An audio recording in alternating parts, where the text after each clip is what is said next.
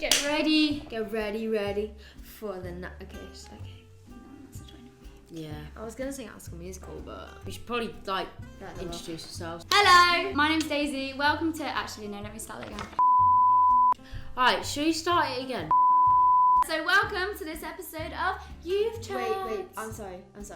But you clapped and I clapped, and it's gonna be really loud on the IOC, and I feel like we shouldn't do that. So I think we should start again. Hello, everyone. Welcome to. Oh my goodness, this is I'm gonna take ages. I'm so sorry for whoever's editing this.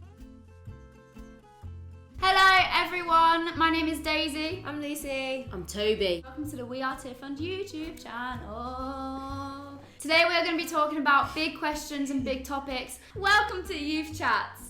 Woo! Yeah. Insert cool music. Okay.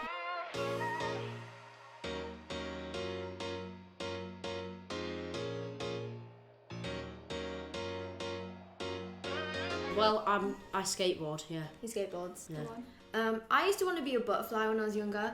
Like literally a butterfly, because I thought you could do that. So that was fun. She was a messed up child. Thanks. Mine's actually more messed up. When I was younger, I pushed Toby down the slide and he broke his arm. Yeah, I broke my arm. What fun. That was like the most interesting thing I could think She's about the bad myself. child, as you Ouch. can tell. We got baptised. I must have been like 11, I think. I kind of just did it because, you know, everyone else is getting baptised. So I was like, oh, I might as well, you know? Mm. And then I wasn't really like fully in my faith. And then I think it was like 13. So like not long ago, No. maybe 12. We went to New Wine, which is a Christian camp for all of those who don't know that. Very good Christian camp. It's amazing. I had a really amazing encounter with God, and so then that's when I decided. Sort of the same as Lucy. New Wine was kind of the thing that I kind of realised that he was a very powerful God. Yeah, and I just felt the presence of him at New Wine, and I decided to get baptised. I think for me, mine was probably like we all grew up as Christians, didn't we? Yeah. And like our parents do the church now, so we're like proper like thick as kids. Woo! VK. Probably when I was like 14, like you were saying, Yeah. I was kind of like, actually, God, I want to give my life to you instead of living my life for me. And I think that's the point when it was like, okay, now we go, and now I live my life to the fullest. Yeah. Yes. Well, mine is like to be known for helping those in need. For me, it'd probably be, I want to be known to have a kind heart and to be compassionate towards others and just live for God. Mm. Yeah, I think mine's similar. I think I want to be known to be someone who loves like Jesus loves. Yeah. And like someone who's like, wow, she looks like Jesus. Like they can see Jesus through me. Yeah. Look at her beard. I don't know. I want to be like people like see me in the street and they're like, oh, they feel the love of God. That was like really whoa. No, But you know what I mean? Yeah. So yeah, that's what I want to do. Jackie Pullinger, she works in Hong Kong. When she was 19 years old, 19 everyone, It's mental. she got on a boat that went across the world. Story time. And she didn't know where she was going, but she was like, okay, Lord, wherever you want me to go, just tell me. Hong Kong was one of like it wasn't the last stop, but it was nearly one of the last stops. Yeah. And so I think at that time she was kind of a bit worried because she was like, oh my gosh, I still haven't got off this boat. So she arrived there with literally nothing, and She didn't know the language. She didn't know the language. Mental. She just went there to, go tell everyone and anyone about Jesus. And now she has a whole like camp thing set up for people get to try and get off like drugs and all this amazing stuff. And she's just incredible. Yeah. So she's definitely on my top list. Like, all right, love. Woo! What about you, Tate? Like my family, probably my grandparents, because they're just crazy cool people. I think I'm most influenced by my friends and family. Yeah. And also people like Jackie and people that I look up to and people that I follow on social media. I think I'm influenced by them. Yeah. I think I'm influenced like by everything. Like you literally tell me basically. influenced by it. Yeah, literally. But like inspirational wise, I think my grandparents. Mm. People like Jackie is amazing. Just so many people. Mine would be racism, violence, and Bullying. There you go. Bullying, that's good. Bullying, racism and violence. Why? Yeah. I feel like racism is the biggest one. Don't really hear it talked about that much. Yeah. For me, it'd probably be knife crime. I think that's a major one, especially in cities. Yeah. Especially around now with like Reading and stuff. Yeah. I think that's... And Glasgow. Yeah, in Glasgow. I think that's definitely a major thing that we need to talk about more. Yeah, in the church as well. Yeah. Yeah. I feel like we don't really talk about much about it. Yeah, I agree. Said more. Human trafficking, I think that's really important. It's still going on. It's just not fair. It's not how God intended his earth to be like, you know? Yeah, like Toby said, racism, I think it's a massive one. Yeah. Racism is probably like the top one for me. Yeah. So I feel like it's just kind of, for many years it's been ignored by the church. And I think there's some people in the church who have been really incredible and lifted it and stuff. But I think there's like layers of it, and people need to start picking apart those layers. Yeah, it should be something that's taught in like kids' work and stuff. Yeah, that's interesting. Yeah. And like even like the Bible, like Jesus is white in so many picture Bibles that we see. Actually, what's going on And with that? like, he's like from Middle East. So what? But like even stuff like that, like I think the church isn't. I don't know if I could say that it's institutionally racist, but I do think it has like racism in it. Yeah. Just by simple things like that. Yeah, like not intended, but you know, it's just there. Yeah. Mental health, probably. Why do you think mental health is so bad nowadays? Well, social media, people can say mean things about you, like bullying and stuff. I was about to say back then. Didn't live then. The olden days. Yeah. The That's ancient the one. No one had like online tech or anything to like speak to each other. No one really had that, so it's kind of like the cyberbullying side of stuff. I think like Toby said, mental health is a massive one. I'm in secondary school now. It's everywhere, you know. And it's horrible to see because, you know, it's hidden, but once you find it, you can see it so much. So yeah, mental health. But like I was touched on before, I think knife crime's quite massive. Yeah. Gangs and all that, and you know, the pressure of becoming or getting into a gang. I think as well, like I think for some people watching this, they'll be like, knife crime, like gangs, what are you on about? Yeah. But we live, for some context, we live like in the middle of Manchester city centre. Like knife crime and gang culture is like a major thing in our city. And I think a lot of people might watch this and be like, pressure to be in a gang, so what?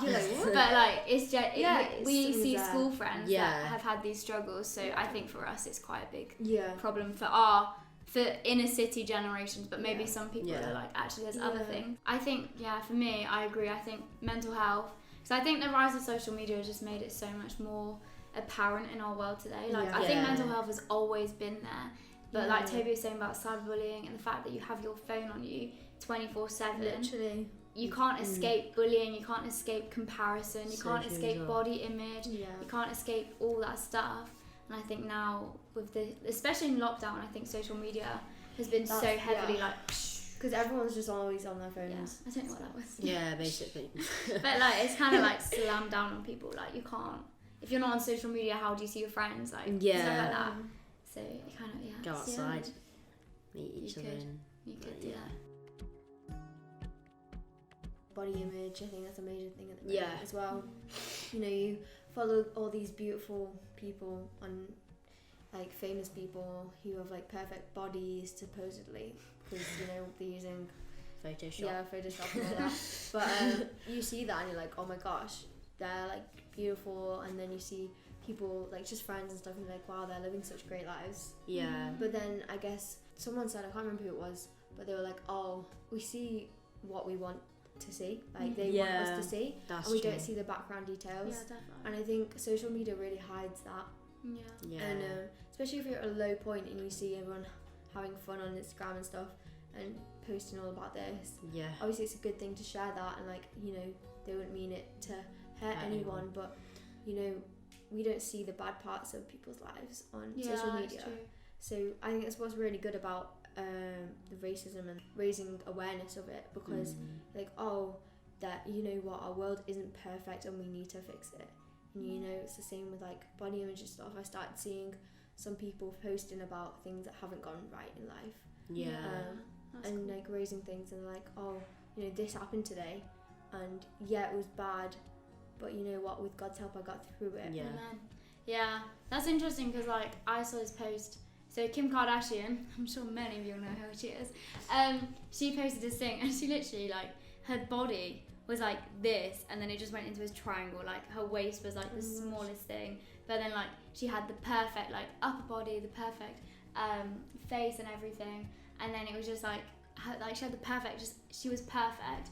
And then Jamila Jamil went in, and she actually, I love this woman, she's so cool. She talks about body image and all this, like check her out, she's awesome. But she actually posted the image, and she was like, this is not right, this is not how you should be showing young girls how they should look, because that is not a standard of beauty that we should be looking at on social media. And I think so something that was such a con about social media, that Kim Kardashian posted this photo, and it was literally like, no girl should look up to that, because it was literally so, it would have just been bad for your mental health. But then Jamila Jamil came and said, oh actually here's a pro, because I'm going to start sharing about body image. So I think it's so rocky, isn't it? Yeah. Interesting, yeah.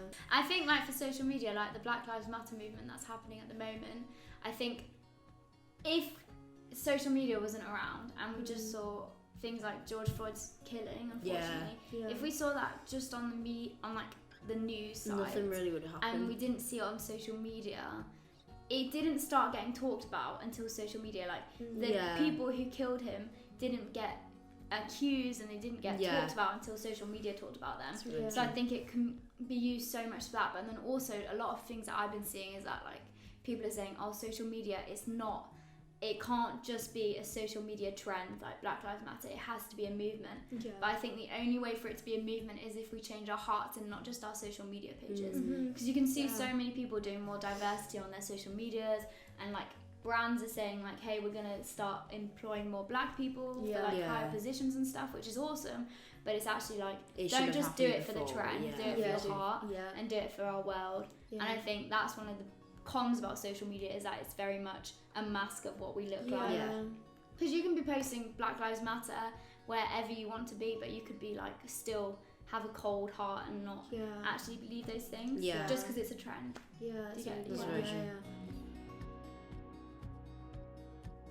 That's a big question. Can I go? I think when you look at Jesus, right, and you look at like his life and how he talked to the Samaritan woman, or how he talked to the Galatians, like Paul wrote to Galatians and he said Gentile or Jew, and like the Philippines and all these people, they were all different types of people, and they weren't the same race, and they weren't the same colour of skin maybe. And it's almost saying like Jesus, he was anti-racist. And you know how like there's things in the social media at the moment about not just not being racist but being anti-racist. Like Jesus approached a Samaritan woman at the well. He like Paul talked to about like Jew and non-Gentile, like he specifically was anti-racist. And I think as Christians today we need to be anti-racist. We need to be going against racism, not just saying, oh well, I'm not racist, so I don't need to talk about this problem. Just same.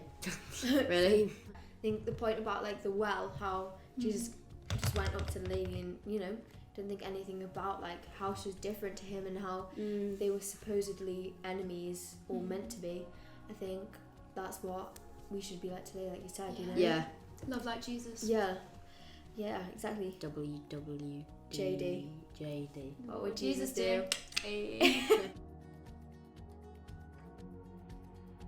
Personally, I think my faith has actually grown. You know, not many people would say that. Actually, I don't know. But, you know, for me it's definitely grown, because I think I was quite low at first, because you know what?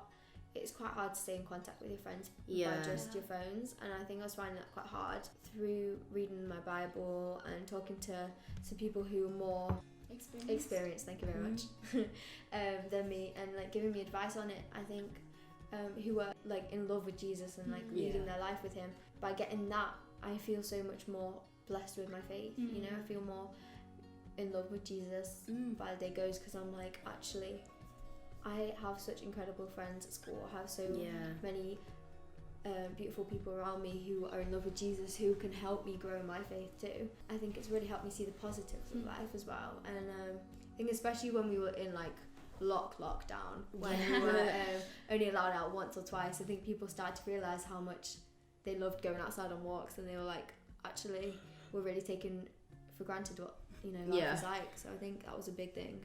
Mine is probably I've just like connected more with my friends. That's cool. Even though that it's stopped us. So that's good. Yeah, that's really good.